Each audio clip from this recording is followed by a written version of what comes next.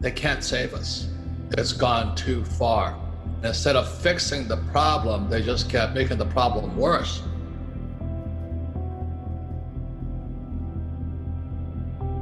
I hope I'm wrong. We're going to go bankrupt.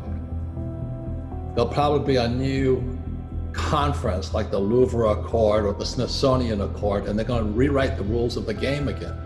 They're going to say, okay, the US dollar, you're toast, and IMF's going to jump in, China's going to jump in. But meanwhile, you and I, if you're holding dollars, you might be in serious, serious trouble. One of my tweets was New York City going broke. And the reason New York City is going broke is much of the property in New York City is commercial real estate.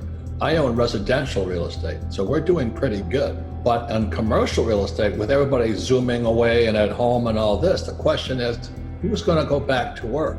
Who wants to pay that high price for that commercial real estate? But worst of all, what value is commercial real estate, like an office building, if you don't have workers in it?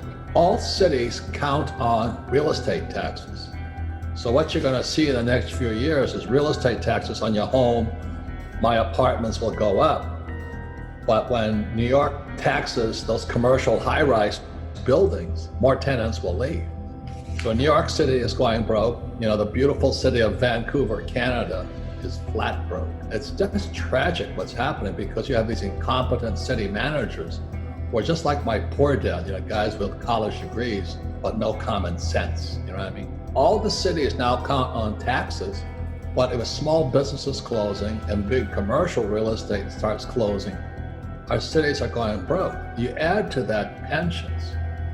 Pensions, mark my words, I wrote my book called Who Stole My Pension? Pensions are going to be the biggest disaster hitting America and the world today. Because every day 10,000 baby boomers in America retire. Across the world, there's 2 billion old guys like me who have no money, and who's going to bail them out? And no Republican or Democrat is going to say we're not going to pay the old guys money. So that means the old guys, they're going to say, you got to bail us out. And so naturally they're going to print more money and pay the old guys just so they get reelected. So it's real estate taxes, it's small businesses going broke, it's income taxes going down, and pensions going down. So the Fed has to print more money. So that's why I keep saying buy gold, silver, and Bitcoin, because gold is getting more scarce. So let me explain why gold. So my prediction is gold in 1 year should be $3,000. So that's about $1,000 more than it is today. So in a year, it should be up another 1,000. Some people say 2,500 is optimistic. But I'd rather have the price of gold going up than your money going down.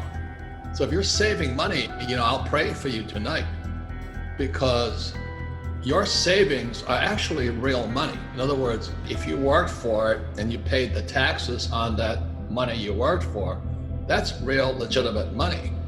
Unfortunately, the Fed is printing trillions, and they're going to pay you nothing for your savings. I mean, when I was a kid, I got 15% on my savings. Today, you get nothing. So the Fed is screwing you. That's the term. So I think gold at 3,000 in 2021, not outside the box. Silver, $40. And the reason I like silver is moving faster than gold today. And when I look at the price of gold, the high point was $1,900 approximately. I don't know what, a couple of years ago. But today it's $1,700. So gold is near its all-time high. Silver used to be about $49.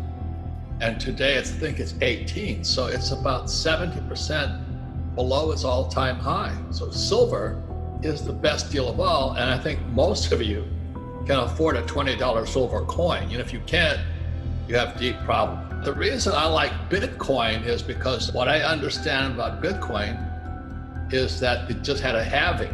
And a halving means they print less of it. At the same time, Bitcoin is printing less, the Fed is printing trillions. Now, you don't need a degree in rocket science to figure that one out. The Fed is making the US dollar or any currency, the yen, the euro, the peso, softer. Bitcoin is getting harder. Gold is getting harder. silver is getting harder. I don't buy gold, silver, and Bitcoin to get rich. I just hate getting screwed by the Federal Reserve Bank and the Treasury. So if you want to keep saving money and putting it in the stock market, more power to you. But all that paper stuff is printed. And the CEOs of these stock market companies, they did a side deal with the Fed. So the Fed was loaning them billions of dollars for them to jack their stock price up. So the stock prices are at this artificial high, and all mom and pop are watching their 401ks or IRAs, and the stocks are this high. And the Fed keeps printing more money, keeps giving the CEOs indirectly, because they can't do it directly. They do it through what's called SRVs, special something vehicle. And they give the CEOs the money and they pop the stock market up.